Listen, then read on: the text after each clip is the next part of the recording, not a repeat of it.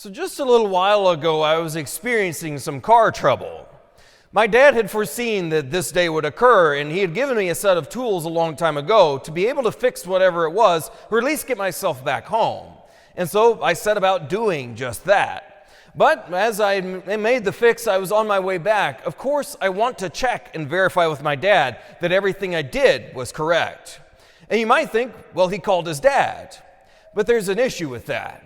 You see, my dad has a love-hate relationship with his phone, so you might get him, you might not. It's about a 50-50 shot. But there is a way to hedge your bets. You call my mom, because she knows how to call my dad and how to find him, and so inevitably, it's much better to just call mom first. And indeed, that evening, that was the case. We celebrate Mary, the Mother of God, in a beautiful way as we continue through this Christmas season. It's very evident why. That we see Mary has this beautiful position given to her by God. That even from the moments of her conception, as we celebrated December 8th, that she was preserved from the stain of sin because this was what she was given to do. This was how she was to cooperate with God's plan and for all of humanity. So certainly it makes sense that we celebrate her as Mother of God. But do we understand what that means? Because certainly we could look at her as a figure and say, well, she's the Mother of God. And we could say she was the mother of Jesus, and that's great, and kind of move on with our life unaffected. But do we realize the great blessing that is afforded? Because, yes, she is given this beautiful position, but as we celebrate this liturgy, it's not just about recognition of a title, but it's also the way the title translates to us. Because she's not only the Mother of God, but she's the mother to each and every one of us. And just as we know that our earthly mothers know how to care for their children, our heavenly mother knows how to care for us so much more. Because she was in fact the mother of our Lord, and she cared for him with such love and tenderness as we see each and every time we look at the Nativity. But then we also know that Jesus entrusted each of us to her as her sons and daughters. And that's a beautiful reality that we are given, that this is not only the Mother of God, but also Mother of the Church, as the Church recognizes in this liturgy. And the question would be then, do we treat Mary as our mother? Do we actually allow her to have interplay in our life, or do we allow her to help us along the way? Because we know in all of the intercessors and all of the saints and angels, there are few as powerful as the Blessed Virgin Mary, who knows her Son so well. But we should be able to recognize her in that way. That not just recognizing Jesus Christ as our brother, but also Mary as our mother, and the one whose intercession and whose petition is irresistible to her Son. And that is why we celebrate this beautiful feast and this beautiful solemnity, because it reminds us that we are not alone in this life, and as we see Mary in this nativity, we also see her in our hearts and the ways she wants to be so tender and loving to each and every one of us, that she is that powerful intercessor. And I would make it concrete in this way.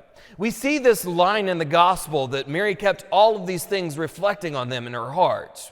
Here is a very concrete moment of transition for us, that we've just concluded the year 2025 and we are in the very early stages of 2026. It's a perfect moment for us to take Mary and to reflect. First, to reflect on the past year, to look and see the ways in 2025 we cooperated with God's grace. We welcomed him in, we asked for Mary's intercession for us, and that we did well in those ways. But also, reflection requires us to be honest and to be transparent. Where are the ways that we fell short? Where are the ways that we did not allow God's plan to take the forefront in our life? Where are the ways where we failed to call out to Mary and so many other saints and angels, and even God himself? Where are the ways we failed, or we had fallen short, or even the ways that we were filled with sorrow, we were saddened, we suffered grief and so many afflictions in the past year? Where are all of those places? Are we going to allow the Lord into them, and are we going to allow Our Lady to raise her hand over all of those and to intercede for us?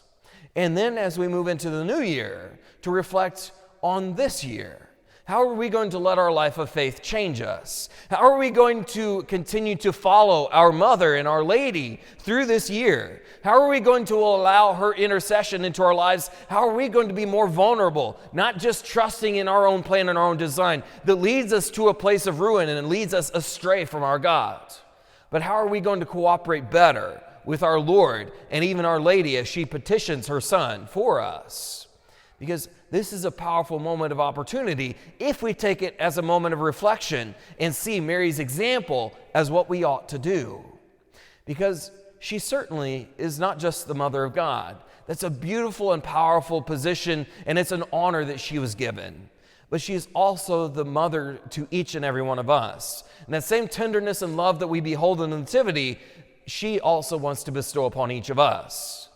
And we also know quite well that if a mother knows how to contact the Father, so too Mary also knows how to intercede for us before the Father and bring our intercessions before Him. As we enter into this year of grace of 2026, may each of us be bold in allowing not only our Lord's plan to take control of our life and to continue to lead us to a place of happiness, but may we also surrender ourselves to Our Lady and to our Mother, that she may continue to intercede for us and continue to ask the Son for whatever we, her children, might need.